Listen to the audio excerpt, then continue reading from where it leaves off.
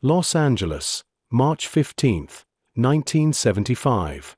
A desperate phone call cuts through the silence of a luxury Beverly Hills hotel room at 3:47 a.m. On the other end of the line, a voice trembling with panic says, "Sir Anthony, please. You have to come get me. I've done something terrible. Something that could end everything."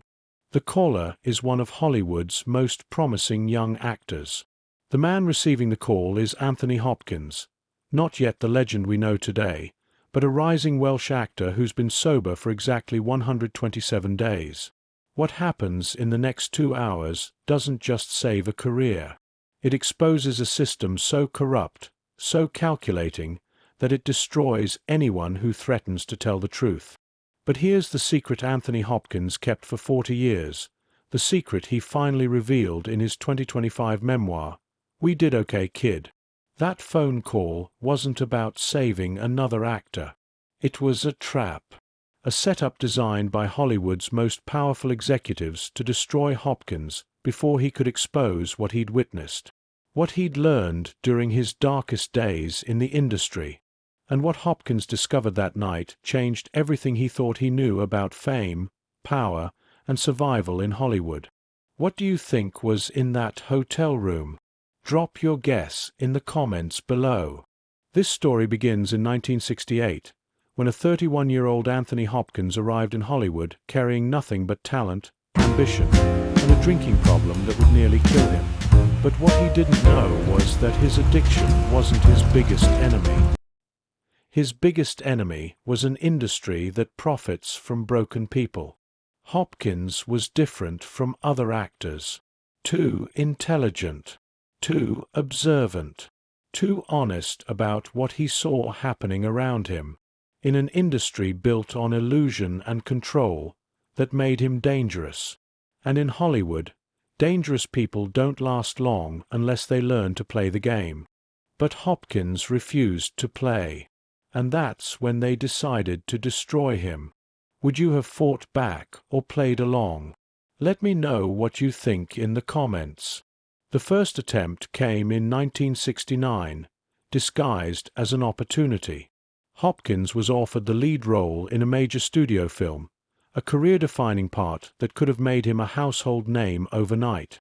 But there was a catch. The contract included a morality clause so restrictive it would have given the studio control over every aspect of his personal life. Hopkins read the fine print, saw the trap. This wasn't a movie contract. It was an ownership agreement. They wanted to control where he lived, who he socialized with, what he said in interviews, even what he could and couldn't do in his private time. They were buying him, not hiring him. He walked away. And that's when the real war began. If you're enjoying this deep dive into Hollywood's dark secrets, hit that subscribe button. Trust me, you won't want to miss what's coming next. Within weeks of rejecting that contract, Hopkins found himself blacklisted from major productions. Phone calls went unreturned. Meetings were cancelled. Roles he was perfect for suddenly went to actors with half his talent but twice his willingness to cooperate.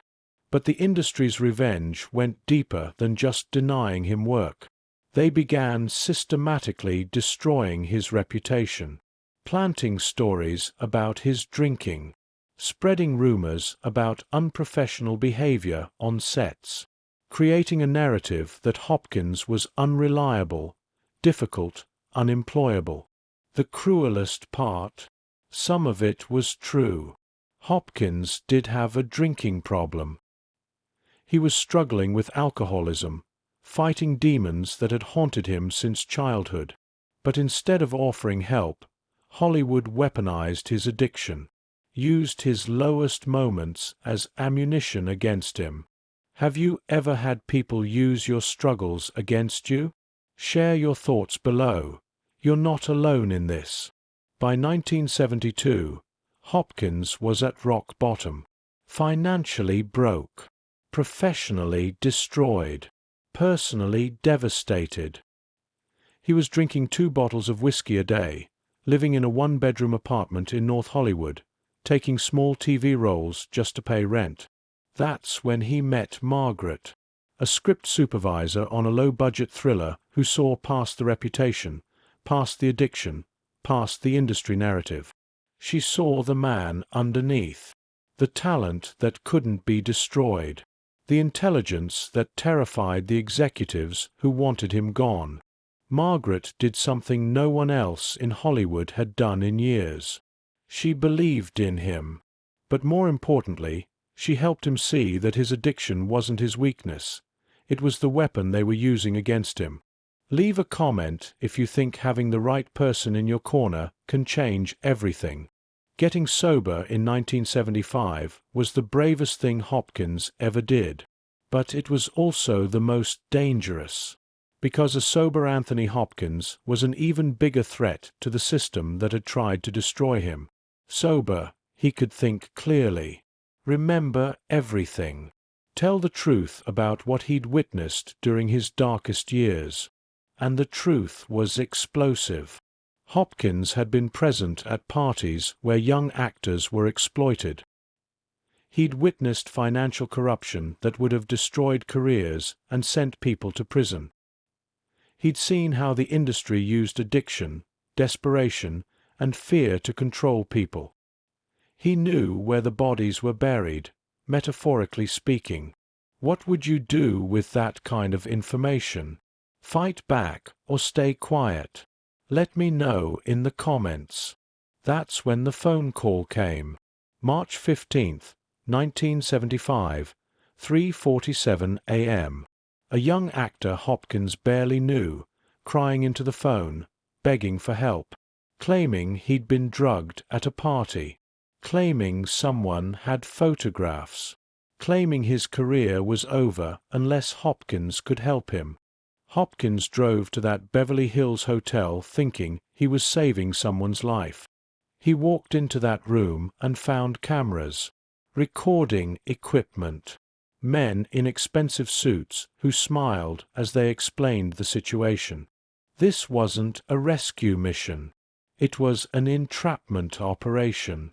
They'd set up the whole scenario to catch Hopkins in a compromising position, to create evidence they could use to destroy him permanently if he ever spoke about what he'd witnessed.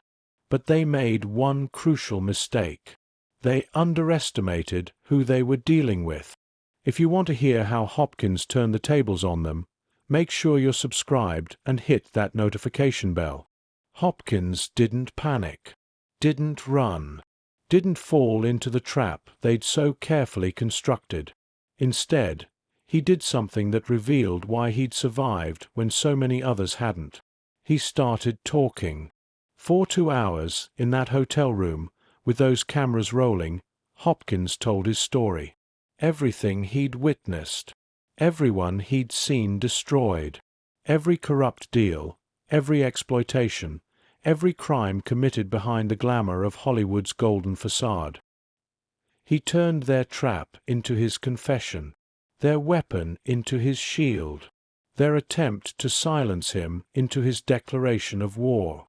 When he finished, the men in suits weren't smiling anymore, because Hopkins had just created evidence of their crimes, recorded proof of the system they'd built to control and exploit people, documentation that would destroy them if it ever saw daylight. What do you think happened to those recordings? Drop your theories in the comments. The deal they made that night was simple. Hopkins would keep quiet about the industry's secrets, and they would stop trying to destroy him. He could work again, live again, build the career that should have been his all along. But the cost was silence. For 40 years, Anthony Hopkins carried the weight of what he knew, watched other actors get destroyed by the same system that had tried to break him, saw talented people disappear, their stories never told, their voices never heard. How would you handle carrying secrets like that for decades? Tell me in the comments below. What followed was one of the most remarkable comeback stories in Hollywood history. Hopkins didn't just survive, he conquered. Hannibal Lecter, The Remains of the Day. The Father. An Academy Award at 83 years old. A career that spanned decades and continents. But success came with a price.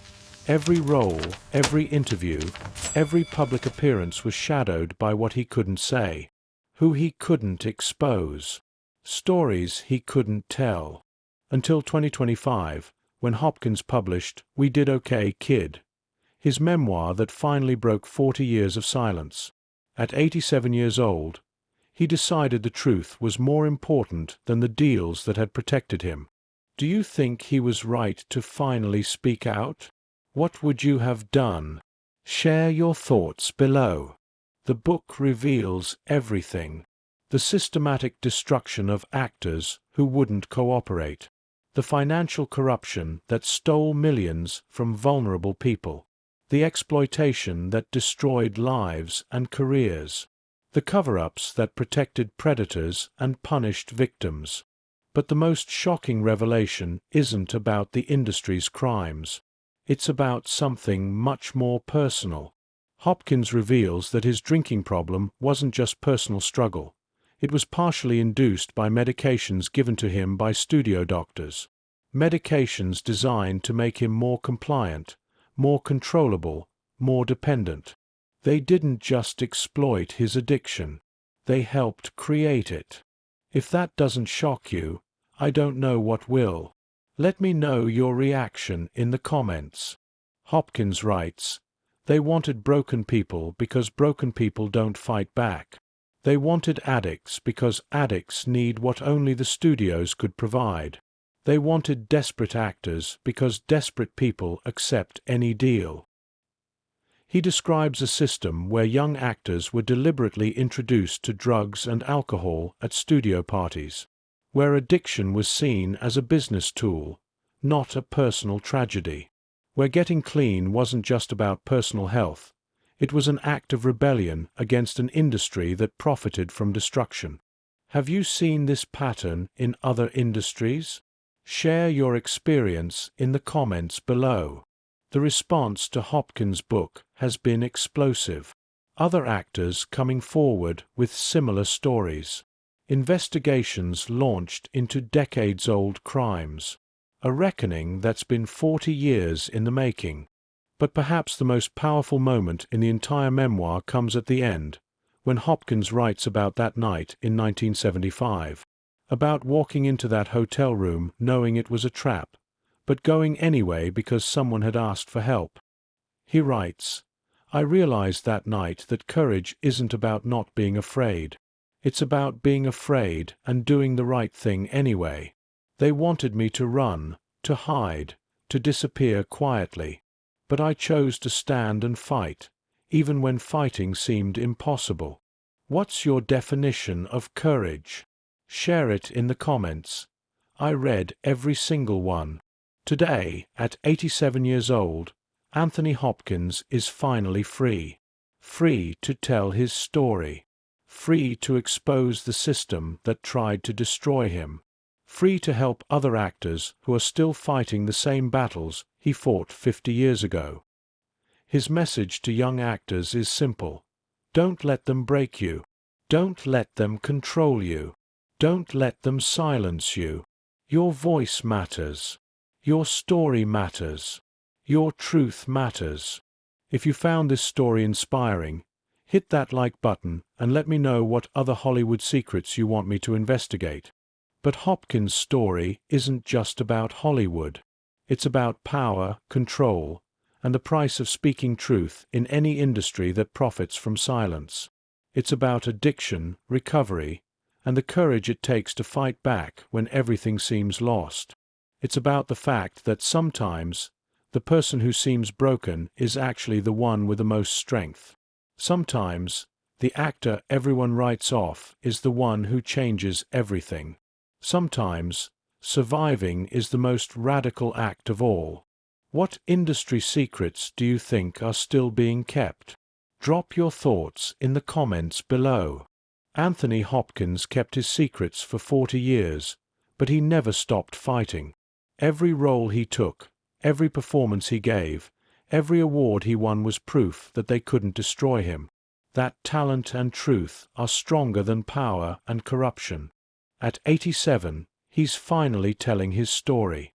Finally exposing the system. Finally proving that it's never too late to speak truth to power. If this story moved you, subscribe for more untold Hollywood stories. Share this video with someone who needs to hear about the power of resilience. And let me know in the comments, what would you do if you had the power to expose industry secrets? Because somewhere in your industry, in your workplace, in your world, there's a system that needs to be challenged. There's a truth that needs to be told. There's a person who needs to find the courage to speak up. Maybe that person is you. Remember Anthony Hopkins. Remember that survival is victory. That truth is power. That sometimes the best revenge is living long enough to tell your story. Drop a comment below sharing your thoughts on this incredible story. And don't forget to subscribe. There are more forgotten legends waiting to be told.